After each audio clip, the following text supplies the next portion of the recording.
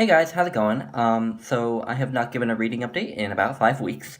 So I have quite a few books to talk about today. So I will try not to talk about each one too much. And yeah, I'll just get right to it. The first book that I have finished is The Gene: An Intimate History by Siddhartha Mukherjee. So this is just a description of the field of genetics, its major discoveries, and the story of the major discoveries and how they were made, back from Darwin through modern genetics and the development of epigenetics and gene therapy. And I ended up really enjoying this. I think the major strength of it is that he focuses on the narrative of how different discoveries were made in the field of genetics. Because this could have just been, a 500-page info dump about genetics. And it definitely wasn't. He focused a lot on the stories of the scientists and how they and their scientific process and the different technologies that help to make discoveries, and even sometimes the sort of personal conflicts that got in the way of making discoveries. And I think that made it a lot more interesting than just a book about genetics. Again, like I said, an info dump about genetics. And another big strength, I think, is that he uh, he goes in depth enough into the biology of genetics, the technical stuff, which he kind of has to talk about genetics, but not so in depth that it starts to fly over the head of a layman or get boring. So I found this informative but relatively easy to read, and so yeah, I did enjoy this. Next is a book of poetry, The Garden of Heaven by Hafiz. So Hafiz was an old Persian poet from the Middle Ages, and so these poems are there are two interpretations that you're supposed to be able to take for each of these poems in here, because Hafiz was a Sufi mystic. Each poem has interpretation that's more surface level, I guess, which is more like interpreting it as a straightforward love poem. And then there's a second interpretation, which is the sort of mystical interpretation, where romantic love is often compared to the love of God, and the oneness that you find with a lover is compared to oneness with God, and things like this. And there were some poems I felt like that lent themselves more easily to that second interpretation, to the more mystical interpretation, than others, and I ended up liking those a lot more. Um, I've never been a big fan of love poetry, so the poems in here that it was more difficult to see the sort of mystical interpretation, I didn't like as much. And there were quite a few of those, so like any big anthology of one poet's work or any work of poetry, it was hit or miss, but the poems I did end up liking, I really did end up loving. Yeah, Garden of Heaven. Next is the Poetics by Aristotle. So this is very short, it's like 60 pages, and also, I mean, this edition in particular has like really big font. Yeah, I'm not going to go too much into the content of this book, because I think it's pretty well known what Aristotle talks about, but I think what struck me most was just how, this is one of the, if not the first ever work of literary criticism, and I was just surprised by how easy it is to read. I think literary criticism has garnered a reputation for being dense and abstruse, and kind of professors in their Ivy League towers, talking semantics. But this is very practical, very straightforward, very easy to read, and I could see going to a superhero movie with this in mind, even just a superhero movie as a stand-in for just a generic popular entertainment, and using this as a framework for criticizing it. And I love that. That's so cool. I think this will affect how I look at fictions and stories for years to come. Next is Civilization and Its Discontents by Sigmund Freud. In this book, Sigmund Freud puts forth his thesis for why modern society is so good at making people unhappy. And the main crux of this, of why he thinks modern society makes people so unhappy, is because it suppresses our aggressive urges. So he talks about the Christian ideal of love your neighbor as yourself, and about how most people don't really want to love every single other person as themselves, because we all have an inherently aggressive impulse towards certain people who irritate us. And also, he thinks that humans are just generally kind of violent, and civilization does its best to suppress that violence to kind of maintain order. And that the long-term effects of having to suppress that urge can be very debilitating, because that aggression that would otherwise be directed toward other people that one might not like is instead directed toward the self. So yeah, I mean, the whole psychoanalysis part, the directing the aggressive impulses of the id against the ego, and the superego, that's all kind of bunk in terms of academic psychology.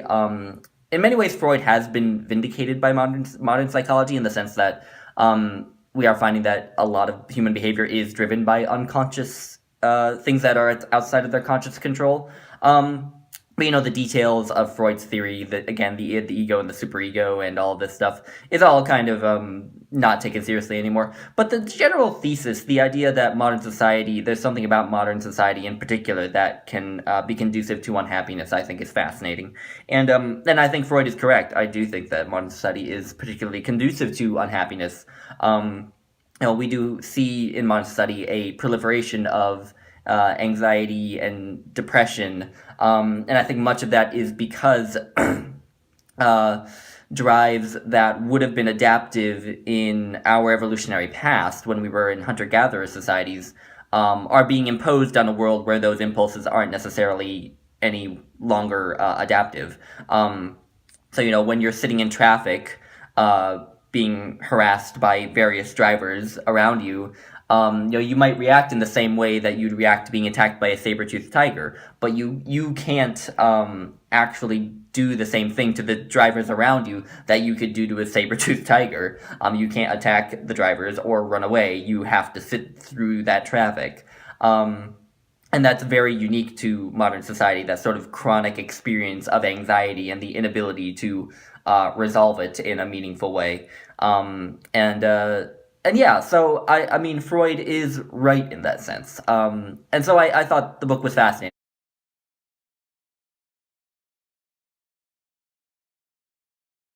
Next was a reread for me, part of the rereadathon that is being hosted by Zealot by Reza Aslan. So this is a reread as a part of the rereadathon being hosted by Catalyst Reads.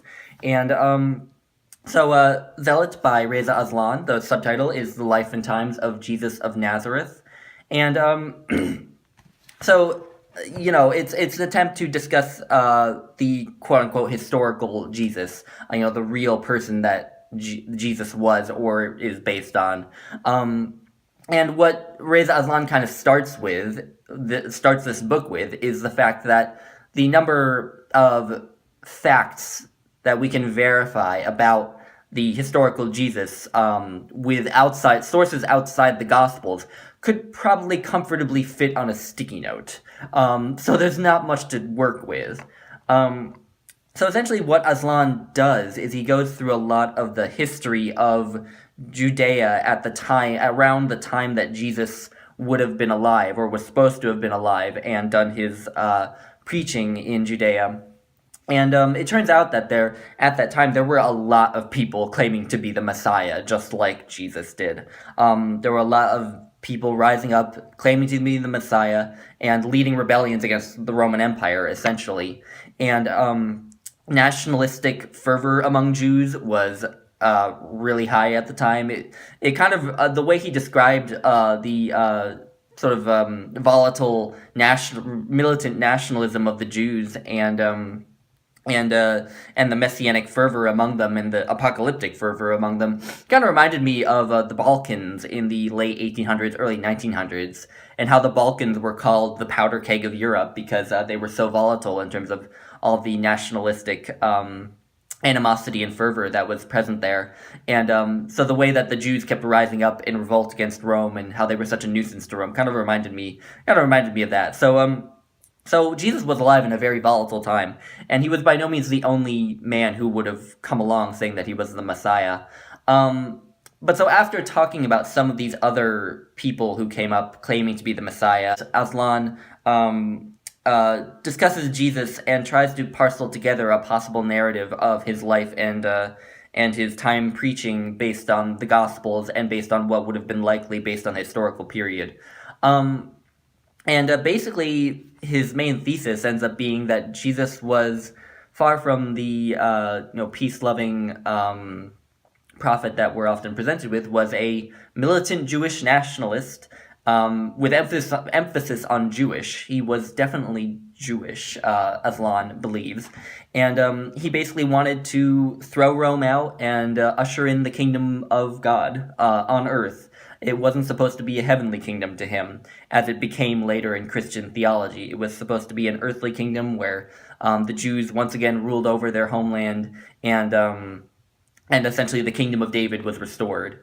And it was only after Jesus' death that people like St. Paul made his teachings more friendly to the Romans by taking out all of this Jewish nationalism, essentially, and making it more universalist and making this idea of the kingdom of God a more something that happens in the afterlife or after the apocalypse, and a more abstract idea.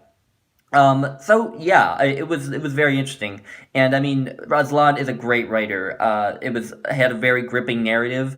So yeah, and I really enjoyed this. I'm really glad I reread it. So yeah. Next, I read a book of poetry. So I held up this beautiful Library of America edition of the poetry of Wallace Stevens, or the collected poetry and prose of Wallace Stevens. And I was thinking I would try to read the entire thing cover to cover over my spring break, which I'm still in the midst of. But I kind of thought that might be a bit overwhelming. So what I'm going to do instead is each of Wallace Stevens' books, individual books of poetry, and at least one book of his essays is just included here under its original title and everything. So I'm going to read each of those books individually, just over the course of however long I take to read them. So what I read first was his first book of poetry, Harmonium, which has some of his most famous poetry. I posted a video of me reading one of the poems from it, The Emperor of Ice Cream, and another one of my favorite poems, Sunday Morning, is in Harmonium. And yeah, I've said many times that I don't have much facility for really analyzing poetry or talking about it very intelligently, but Wallace Stevens just has a way of putting ideas that I may have heard in many places, put in this very sort of intellectual, wordy way, and just making them into these beautiful one-liners almost. The Wallace Stevens equivalent of one-liners, or one or two or three-liners, and just putting them in such a beautiful way. And I always get the sense that with Wallace Stevens' writings that that his poetry is so much more than just the sum of the words on the page. There's so much more to each line than just the words that are there. And that's what I really love about it. And that's what I love about poetry in general, but I think he in particular gives off that sense over the course of his poetry. So yeah, Wallace Stevens, definitely still riding high on my love of Wallace Stevens. Next was another reread for the rereadathon. It was Night by Elie Wiesel. So I don't think that much I need to say that much about this. This is pretty well known. I will say that I almost kind of dreaded rereading this book because when I first read it, that was a cat trying to jump up. When I first read it, it had such an impact on me, and I was so haunted by so many of the scenes in it. There was one in particular where an old man is attacked by his own son for a piece of bread that he has in a concentration camp. And yeah, I mean, it really is a haunting testament to how ugly human nature can be at times. Night by Elie Wiesel. It's a classic. So anyway, next, the book that I mentioned yesterday and that I just finished yesterday is the Poems of Catullus. So this is a really nice Penguin well, really nice. It's kind of battered, but I really like the translation and the introduction. The introduction and translation is by Peter Wiggum, and the introduction really helped me to read the poems and get a lot more out of them. And I thought the translations were so eloquent. They were really well done, I think. So Catullus was a first century Roman poet who wrote in Latin. A lot of his poetry is love poetry written to a woman named Lesbia, who was probably a real woman that he had an affair with on and off. And he also writes poems to others of his friends from the time. And he explores a lot of themes of love, and also of grief. Some of the poems in here are about his brother who died pretty young, as I understand it. So I'm not usually a huge fan of love poetry, but a lot of the poems here did kind of seduce me, so to speak. I did like a lot of them, just because of the eloquence of the translation, I think, really, I can't say it captured, the original Latin, because I can't read the original Latin, but I get the sense that it really did capture the power of Catullus's poetry. So anyway, I really enjoyed the poetry of Catullus. Yeah, and then the book I'm working on today is The Essential Horace. This is translated by Burton Raffle and has a foreword and an afterword by W.R. Johnson. And so far the translations are only okay. A lot of the poems feel just kind of like moralizing in a sense, like giving moral maxims to the reader. A lot of it discusses kind of Epicurean or Stoic philosophy. And so a lot of the sentiments that are expressed by the poems I agree with and find interesting, but as poetry, I don't find it very compelling. They almost seem more like essays that have kind of been chopped up into verses. And I'm going to go out on a limb and say that that's not Horace's fault, that's more Burton Raffles' fault for not doing a great translation. And something else that I found in a couple of the poems here is in his translation, Burton Raffles makes references to some things that would not have existed in ancient Rome. So in one poem, he makes a reference to Beethoven's Fifth and a reference to soda. And soda did not exist in ancient Rome. Beethoven's Fifth most certainly did not exist in ancient Rome. So why would you reference them in a translation of a poet from ancient Rome? It was probably to appeal to a modern audience, to make references that they would get, I suppose.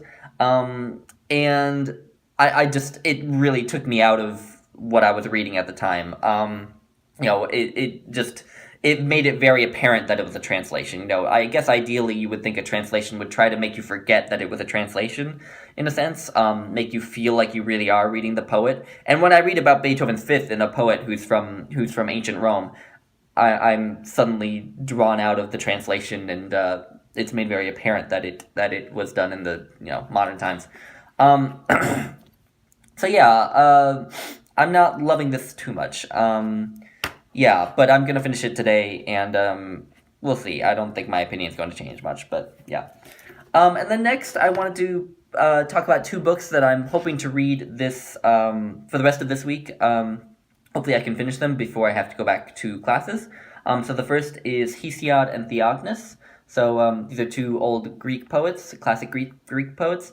And I'm particularly interested in reading the Theogony of Hesiod, but also his Works and Days is in here. And I actually read a little bit of the Works and Days. I just skipped ahead and read a little bit of it. And what I read I really liked, so I'm excited to read that now.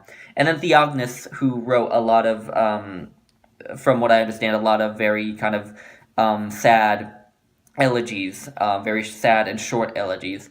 And I'm a big fan of short poetry.